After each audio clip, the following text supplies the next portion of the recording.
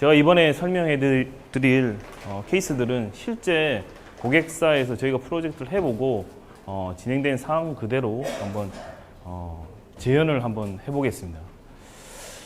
우선 RPA라고 하면 대부분 로보틱 프로세스 오토메이션이라고 보통 알고 계시죠.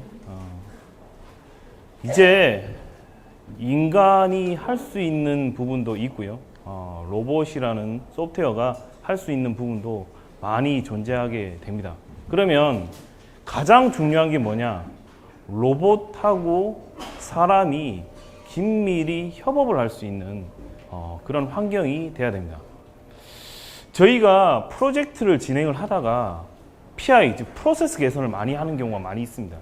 이런 경우에 어떤 경우냐면 로봇하고 사람하고 좀 더 긴밀히 협업할 수 있게끔 바꾼다는 겁니다. 저희가 2017년도에 저희가 본격적으로 RPA 사업을 시작을 했고요. 우연히 제조에 저희가 처음으로 발을 들여놓게 됐는데요.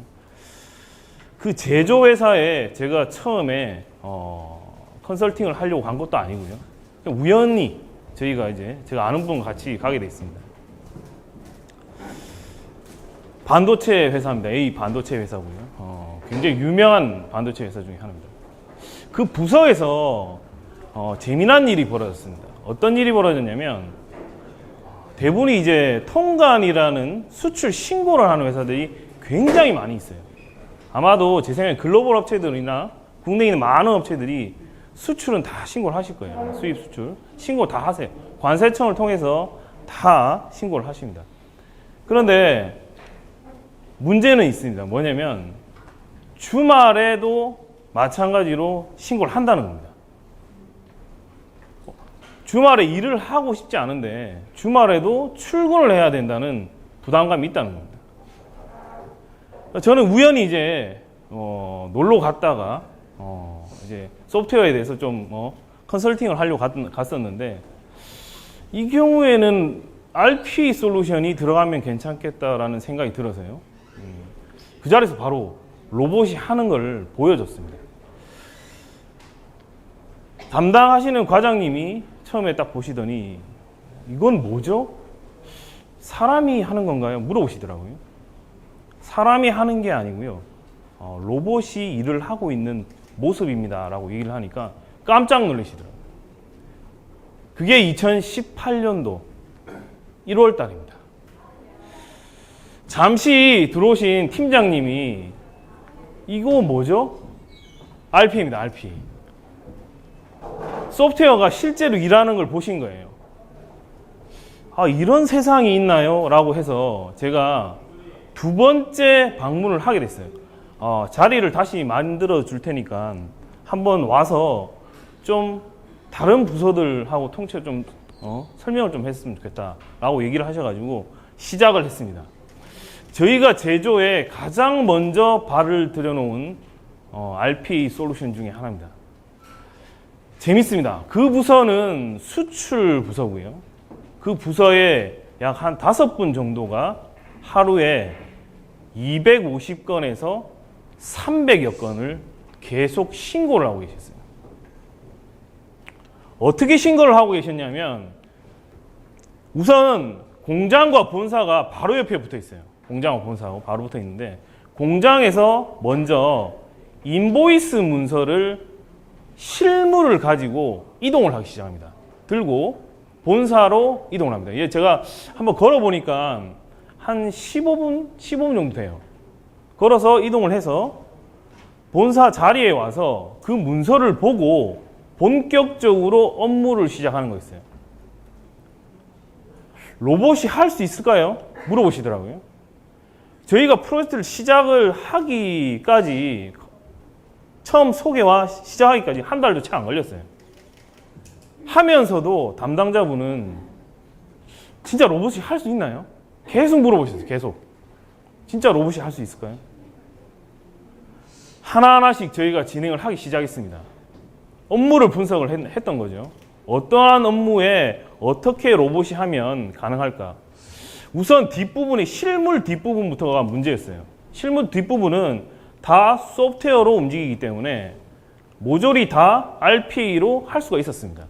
하지만 실물이 문제였어요. 실물. 즉 공장에서 이동을 하드 카피를 이동을 해서 본사로 오는 그 실물 자체가 인보이스 실물 자체가 문제였던 거예요. 이 부분을 디지털화를 하면 괜찮겠다. 그러면 로봇이 분명히 일을 할 수 있겠다라고 해서 저희가 진행을 했습니다. 굉장히 짧은 기간이었습니다. 짧은 기간이고요. 이 짧은 기간에 프로젝트를 수행을 하게 됐습니다. 저희가 아무리 RPA가 효과가 좋다고 해도 사실상 고객분들이 직접 효과가 있는지 없는지 맞는 자료를 본다 그러면 그것만큼 정확한 게 없을 것 같았어요. 이 완료 보고서는 사실상 일부분인데요. 고객분이 직접 1년 동안 쓰시면서 우리 부서에 정말 효과가 있구나 라는 거를 데이터화 하셨어요. 직원분들이 야근, 주말 출근하는 것 때문에 결국 시작을 했고요. RPA를 도입을 하셔가지고 그 부서는 RPA에 대해서 굉장히 좋은 생각들을 많이 가지고 계십니다. 2018년도 1년간 데이터입니다. 저희가 프로젝트를 시작했을 때 잘 보시면 4월 달에 약간 오픈을 했습니다. 본격적으로 오픈한 거는 5월입니다. 5월. 70%가 로봇이 일을 하기 시작합니다. 파란색 부분은 사람이 하는 영역이었고요. 이제 70%는 로봇이 하는 영역으로 바뀌기 시작했습니다. 저희가 1년 동안 약 2차례에 걸쳐서 프로젝트를 진행을 했고요. 12월 달에 두 번째 오픈을 했습니다. 자, 그런데 데이터를 보시면 이 70%가 되는 업무 부담을 하던 로봇이 점점 91%까지 상승을 합니다. 어떤 일이 벌어졌냐면 저희가 구축을 하고 나서 고객분이 로봇을 쓰시면서 로봇이 일하는 걸 잘 보신 겁니다. 잘 보니까 어떤 일이 있냐면 소프트웨어가 로봇이 실행을 하니까 조금 늦게 뜨는 경우도 있고요. 심지어는 좀 약간 시스템이 PC가 좀 느려지는 경우도 있고요. 이런 경우가 생긴 거예요. 이 부분을 해결을 하자. 그리고 디지털화하고자 하는 인보이스 문서를 100% 디지털화 해보자 해서 내부에 디지털 트랜스포메이션을 하신 거예요. 그러면서 이 70%가 로봇이 담당하는 일이 91%, 지금 제가 알기로는 98%까지 로봇이 하고 있습니다. 세 분이, 원래 한 5분이 계셨고요. 세 분이, 한 분은 편안하게 휴가를 갔다 오시고요.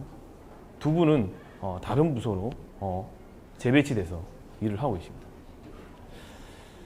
로봇은 사람의 일을 이렇게 가져가는 것처럼 보이지만 굉장히 다양한 곳에 고부가치 일을 만들어내고 있습니다.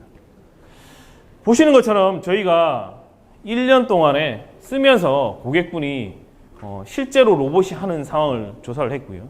이런 데이터에 대해서 완료 보고를 쓰게 됐습니다. 통관 신고, 즉 수출 부서에서 하는 일이었죠. 이 부서에서 있던 일들이 98%가 되는 사람이 하는 일이 결국은 73%가 로봇이 하게 됩니다. 21%는 뭐냐? 재밌습니다. 9시부터 로봇이 일을 하기 시작하고요. 3시 반까지 모든 신고 업무를 완료를 합니다. 그리고 3시 반부터 4시까지 운송업체들한테 전부 다 신고 필증들, 관세청에 신고된 신고 필증을 다 메일로 쏘게 됩니다. 30분 동안 쏘게 됩니다. 저희가 프로젝트를 수행하고 나서 그 운송업체에서 고객 A사에 전화가 왔습니다. 도대체 RPA가 누구냐? RPA, 메일 수가 RPA예요. RPA. 디지털 사원이 일을 하고 있어요. 누구냐? 저희 로봇 사원입니다. 4번이 있고요. 연봉은 라이센스로 책정이 되고요. 일을 열심히 4대 보험시 열심히 일을 하고 있습니다. 21%를 왜 남겨놨을까? 참 저도 참 신기했습니다. 100% 그냥 로봇이 다 진행하면 되는데 21%를 남겨놨어요.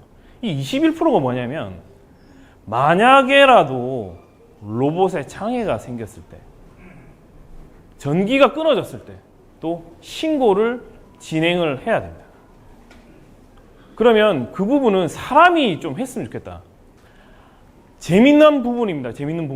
뭐냐면 사람이 일단 로봇 사원에게 업무가 이전이 되면요, 2, 3개월이 지나면 어떻게 했는지 기억이 안 납니다. 일을 할 수가 없어요. 근데 이 21%는 뭐냐? 정정신고를 합니다. 하루에 한 건 정도를 정정신고를 사람이 직접 합니다. 로봇이 하는 게 아니고요. 정정신고는 실제 신고와는 똑같습니다. 정정신고를 어떻게 찾아내냐? 저희가 로봇이 4시부터 24시간 나머지 시간을 돌면서 잘못된 부분, ERP에서 변경된 부분, 신고 이후에 변경된 부분을 찾아내고요. 그 정정된 신고 부분을 그 다음날 아침에 담당자분한테 메일로 쏘게 됩니다. 하루에 한 건 정도 있다고 그러더라고요. 이 한 건 정도를 사람이 직접 수행을 하게 됩니다.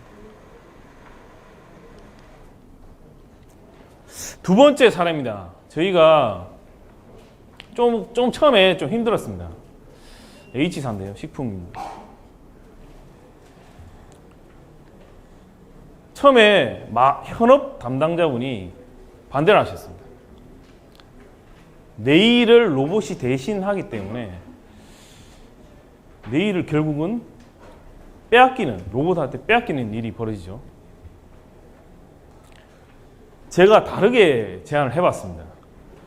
사람이 하는 100% 업무를 로봇이 진행하지 말고 아주 잘게 슬라이싱, 즉 쪼개서 한번 업무를 로봇을 진행을 해보자 제안을 드렸습니다.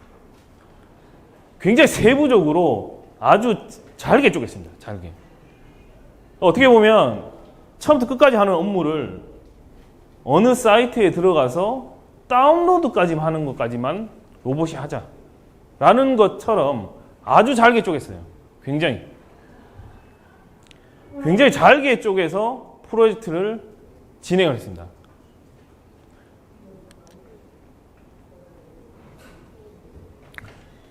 1차 프로젝트 끝나고 나서요, 제일 먼저 나타난 효과가 있습니다. 저희가 프로젝트 진행 중에 입금 로드, CMS거든요. 입금 로드는 좀 빨리 좀 진행을 했으면 좋겠다 라고 얘기를 하셔가지고 저희가 빠른 속도로 일주일 만에 프로젝트 시작하고 나서 일주일 만에 저희가 오픈했어요. 즉 로봇이 바로 하기 시작했어요. 일주일 만에 일을 하기 시작했어요. 어떤 일이 벌어졌냐면 입금 로드가 재밌습니다. CMS 솔루션이 있는데도 불구하고 내부에 있는 시스템이 연동이 전혀 안 돼요. 대부분의 회사가 아마 연동이 안 될 거예요. 계좌에 들어온 입금 정보를 확인을 해서 내부의 ERP에 정보를 올려주는 일을 하는 겁니다. 정보를 올려주지 않으면 어떤 일이 벌어지냐? H사는 재밌습니다. 영업부서에서 경영관리팀으로 전화가 계속적으로 옵니다. 하루에 전화가 어마어마하게 와요. 확인 좀 해달라. 입금 확인 좀 해달라. 저희가 일주일 딱 걸렸어요. 오픈 딱 하자마자 전화가 없어졌어요. 하루에 한 통의 전화가 안 오는 거예요. 로봇이 업무에 변화를 주기 시작했습니다. 전화가 없어지니까 내부에 있는 현업 담당자분은 좀 더 본인이 하는 일에 집중을 할 수 있는 거예요. 실제로 이 업무는 로봇 시간에 굉장히 많은 부분을 할애해서 돌아가고 있어요. 굉장히 단순해요. 계좌의 입금 정보만 내부 시스템에 올려주는 역할밖에 안 해요. 굉장히 단순하지만 내부에 업무에 변화를 주고 있는 거예요. RPA는 이제 단순한 로봇의 어떤 일을 하는 수단이 아니라 사람이 대체하는 수단이 아닌 것 같아요. 사람이 일하는 환경, 즉 조직 문화까지도 바꿀 수 있는 굉장히 큰 솔루션입니다. 파워풀한 솔루션이죠. 저희가 1차 끝나고 나서 여러 가지 데이터들을 직접 고객분이 작성을 하셨어요. 시간이 단축되고 정확도가 향상이 되고 업무의 효율성이 증대가 됐습니다. 저희가 총 여기는 빠져 있는 것들이 있는데요. 19개 정도 업무를 진행을 했어요. 원래 10개 정도 진행이 됐지만 저희가 진행을 하면서 좀 더 많이 진행을 해드렸습니다. 19개 정도를 업무를 해서 나온 결과입니다.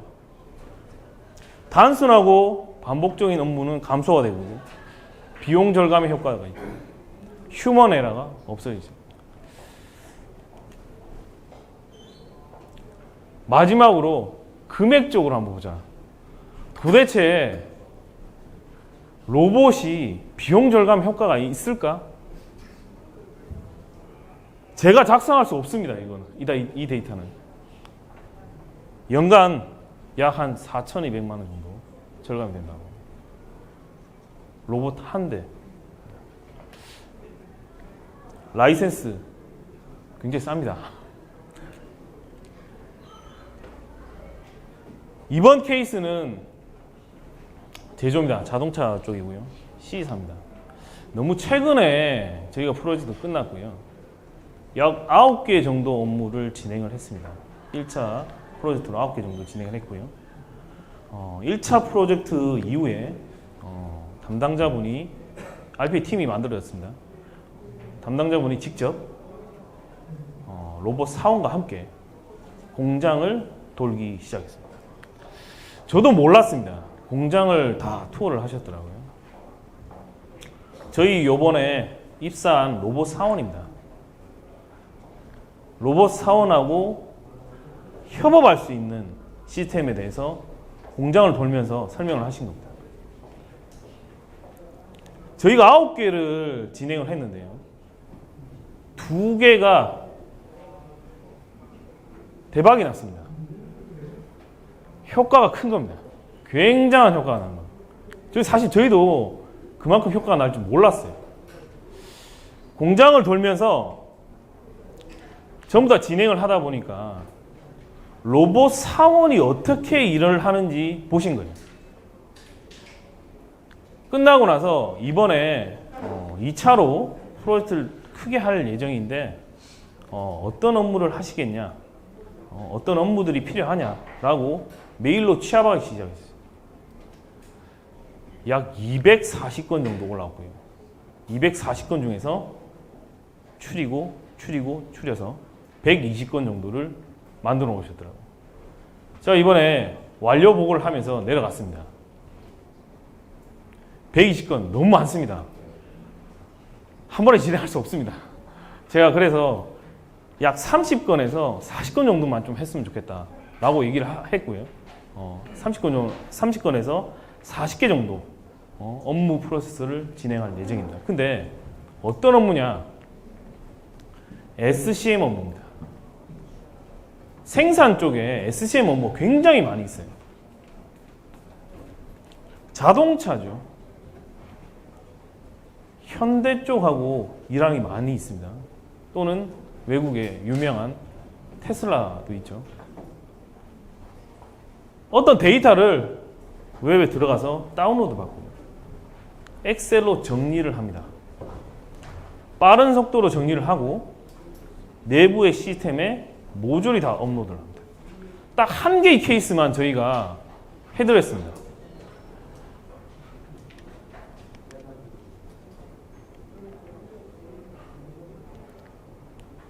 너무 많은 SCM 업무가 올라왔어요. 제가 지금 카운팅을 해보니까 약 한 80개 정도가 돼요. SCM 업무가. 왜 이런 업무가 많지? 대부분이 회사와 회사, 기업과 기업 간에 연동하는 일들이 많아요. 그런데 데이터들을 또는 시스템과 시스템 간에 연동이 안 되는 거예요, 전혀. 그러다 보니까 이 연동하는 부분을 결국은 RPA가 한 겁니다. 즉, 사이트에 들어가서 파일을 다운로드 받고 그리고 내부 시스템에 SCM 솔루션에 다 내용을 넣고요. 그 다음에 공장별로 다 할당을 합니다. 간단한 업무지만 이런 업무가 굉장히 많은 거였습니다. 모조리 올라왔습니다. 모조리.